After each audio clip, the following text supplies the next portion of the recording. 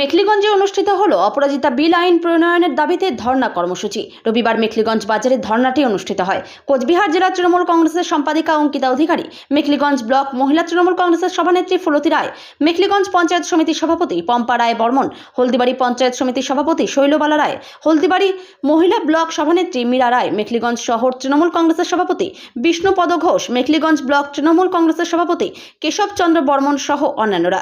এই বিষয়ে কি বললেন কোচবিহার জেলা তৃণমূল কংগ্রেসের সম্পাদিকা অঙ্কিতা অধিকারী, আসুন শুনে নেওয়া যাক।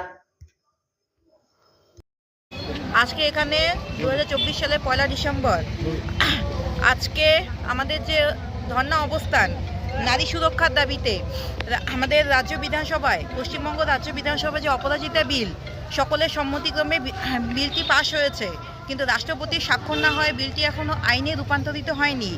আইনের দাবিতে অপরাজিতা বিল এই আইন করার দাবিতে আমাদের এই আন্দোলন পশ্চিমবঙ্গ রাজ্য মহিলা তৃণমূল কংগ্রেসের নির্দেশক্রমে আমাদের কোচবিহার জেলা জুড়ে, শুধু কোচবিহার জেলা বললে ভুল হবে, এখানে সারা পশ্চিমবঙ্গব্যাপী আজকে এই ধর্ণা অবস্থান। গতকাল আমাদের মিছিল হয়েছে এবং মিছিলে আমাদের মেখলিগঞ্জ বিধানসভার 2 শহর ব্লক সকলে এসে, সকল মহিলা, শুধু মহিলা বলবো না, এখানে পুরুষ মহিলা নির্বিশেষে সকলেই এসে যোগদান করেছেন।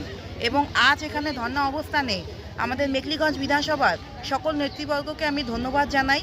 আমার বাবা শ্রদ্ধেয় বিধায়ক পরেশচন্দ্র অধিকারী, উনি একটা সামাজিক অনুষ্ঠানের কারণে আজকে এই ধর্ণা মঞ্চে উপস্থিত হতে পারেননি, এবং বাকি সবাই যারা রয়েছেন সকলে এখানে উপস্থিত হয়েছেন।